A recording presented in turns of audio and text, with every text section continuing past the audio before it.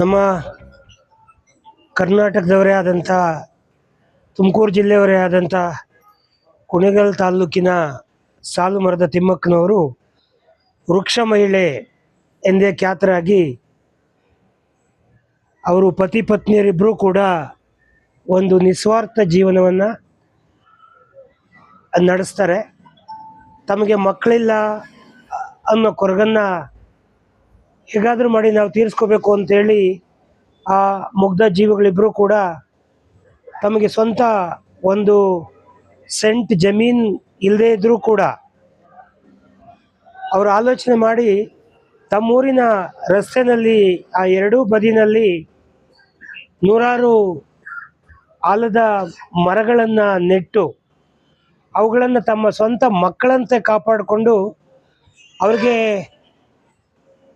ಅವನ್ನು ಆರೈಕೆ ಮಾಡಿಕೊಂಡು ನೀರು ಹೊತ್ತು ಒಯ್ದು ಅಕ್ಕಪಕ್ಕ ಬಾವಿಗಳಿಂದ ಬೋರ್ವೆಲ್ಗಳಿಂದ ನೀರನ್ನು ಹೊತ್ತು ತಲೆ ಮೇಲೆ ಒಯ್ದು ಆ ಇಬ್ಬರೂ ದಂಪತಿಗಳು ಆ ಮರವನ್ನು ಬೆಳೆಸ್ತಾರೆ. ವಿಶೇಷವಾಗಿ ತಿಮ್ಮಕ್ಕನವರು ಅದರ ಒಂದು ಮುಂಚೂಣಿ ಕಾರ್ಯವನ್ನು ಮಾಡ್ತಾರೆ.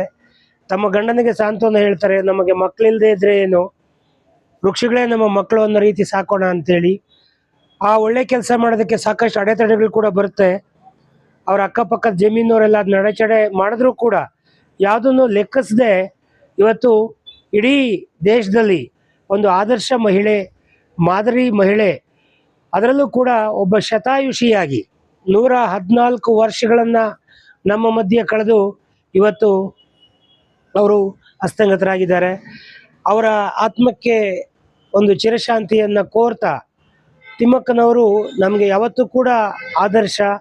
ನಮ್ಮ ಮುಂದಿನ ಯುವ ಪೀಳಿಗೆ ಹಾಗೆಯೇ ಅವರ ಸೇವೆಯನ್ನು ಗುರುತಿಸಿ ನಮ್ಮ ಭಾರತೀಯ ಸರ್ಕಾರ ಕೂಡ, ಭಾರತ ದೇಶದ ಘನ ಸರ್ಕಾರ ಕೂಡ ಅವರಿಗೆ ರಾಷ್ಟ್ರ ಪ್ರಶಸ್ತಿಯನ್ನು ಘೋಷಣೆ ಮಾಡೋದ್ರ ಮುಖಾಂತರ, ಅದರ ಜೊತೆಗೆ ಕರ್ನಾಟಕ ರಾಜ್ಯ ಪ್ರಶಸ್ತಿ ಕೂಡ ಅವರಿಗೆ ಲಭಿಸಿದೆ.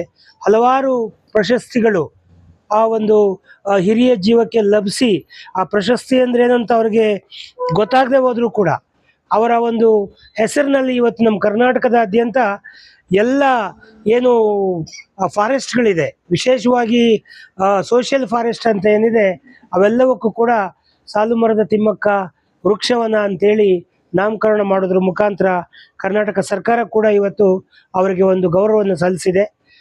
ಈ ಸಂದರ್ಭದಲ್ಲಿ ಒಂದು ಉತ್ತಮವಾದ ನಾವೆಲ್ಲ ನೋಡಿ ಕಲ್ತ್ಕೋಬೇಕಾದದ್ದು. ನಾವೆಲ್ಲ 50-60 ವರ್ಷಕ್ಕೆ ನಮಗೆ ಕೈ ನೋವು, ಕಾಲು ನೋವು ಅಂತ ಹೇಳ್ತೀವಿ, ಅಥವಾ ವಿಶ್ರಾಂತಿ ಬೇಕು ಅಂತ ಹೇಳ್ತೀವಿ, ಅಥವಾ ಜೀವನ ಯಾಕೆ ಅಂತ ಹೇಳೋ ಒಂದು ಹಂತಗಳಲ್ಲಿ ಇರಬೇಕಾದ್ರೆ ಇವತ್ತು ಸ್ವಂತಕ್ಕಾಗಿ ಅಲ್ಲ ಜೀವನ, ನಾವು ದೇಶಕ್ಕಾಗಿ, ಸಮಾಜಕ್ಕಾಗಿ ಜೀವನ ಅಂತ ನಡೆಸಿದ್ರೆ ಈ ರೀತಿ ಒಂದು ನೆಮ್ಮದಿಯ ಜೀವನವನ್ನು ನಡೆಸ್ಬೋದು ಅನ್ನೋದಕ್ಕೆ ಸಾಲುಮರದ ತಿಮ್ಮಕ್ಕನವರು ಒಂದು ಜ್ವಲಂತ ಉದಾಹರಣೆಯಾಗಿ, ಜೀವಂತ ಉದಾಹರಣೆಯಾಗಿ ನಮ್ಮ ಮಧ್ಯೆ ಇದ್ದು ಒಂದು ದೊಡ್ಡ ಆದರ್ಶವನ್ನು, ದೊಡ್ಡ ಪರಂಪರೆಯನ್ನು ನಮ್ಮ ಮುಂದೆ ಬಿಟ್ಟು ಹೋಗಿದ್ದಾರೆ. ನಾವೆಲ್ಲರೂ ಕೂಡ ಅವರ ಆತ್ಮಕ್ಕೆ ಇವತ್ತು ಶಾಂತಿ ಕೋರ್ತೇವೆ.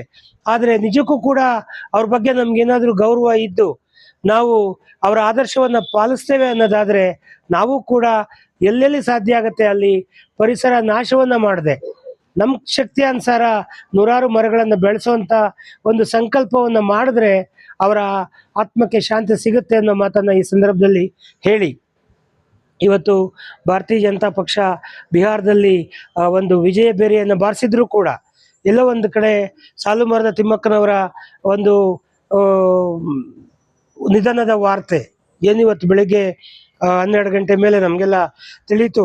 ತತ್ಕ್ಷಣ ನಿರ್ಧಾರ ಮಾಡಿ ನಮ್ಮ ಮಧುಗಿರಿ ಸಂಘಟನಾತ್ಮಕ ಜಿಲ್ಲೆ ಭಾರತೀಯ ಜನತಾ ಪಕ್ಷದ ಎಲ್ಲ ಕಾರ್ಯಕರ್ತರು ಇವತ್ತು ಶಿರಾ ನಗರದಲ್ಲಿ ಸೇರಿ ನಾವು ಇವತ್ತು ಸಾಲುಮರದ ತಿಮ್ಮಕ್ಕನವರಿಗೆ ಒಂದು ಗೌರವವನ್ನು ಸಮರ್ಪಣೆ ಮಾಡಿದ್ದೇವೆ. ಇದಾದ ನಂತರ ಸಾಂಕೇತಿಕವಾಗಿ ಈಗಾಗಲೇ ದೇಶದಲ್ಲಿ ಭಯೋತ್ಪಾದಕರ ಹಾವಳಿಯಿಂದ ಏನು ಒಂದು ದುಷ್ಕೃತ್ಯಗಳು ನಡೆದಿದ್ದಾವೆ, ಆ ಹಿನ್ನೆಲೆಯಲ್ಲಿ ಹುತಾತ್ಮರಾದಂಥ ನಮ್ಮ ಬಂಧುಗಳಿಗೂ ಕೂಡ ಶ್ರದ್ಧಾಂಜಲಿಯನ್ನು ಅರ್ಪಿಸಬೇಕಾಗತ್ತೆ. ಹಾಗಾಗಿ ಸಾಂಕೇತಿಕವಾಗಿ ಇವತ್ತು ನಾವು ಒಂದು ಸಂಭ್ರಮಾಚರಣೆಯನ್ನು ಕೂಡ ತದನಂತರ ಮಾಡೋರು ಇದ್ದೇವೆ. ಸೊ ಇಷ್ಟನ್ನು ಹೇಳಿ ಮತ್ತೊಮ್ಮೆ ಸಾಲುಮರದ ತಿಮ್ಮಕ್ಕನವರು ಹಾಕಿಕೊಟ್ಟಂಥ ದಾರಿನಲ್ಲಿ ನಾವೆಲ್ಲ ನಡೆಯೋಣ ಅನ್ನೋ ಸಂಕಲ್ಪವನ್ನು ಮಾಡಿ ನನ್ನ ಮಾತು ಮುಗಿಸ್ತೇನೆ. ನಮಸ್ಕಾರ.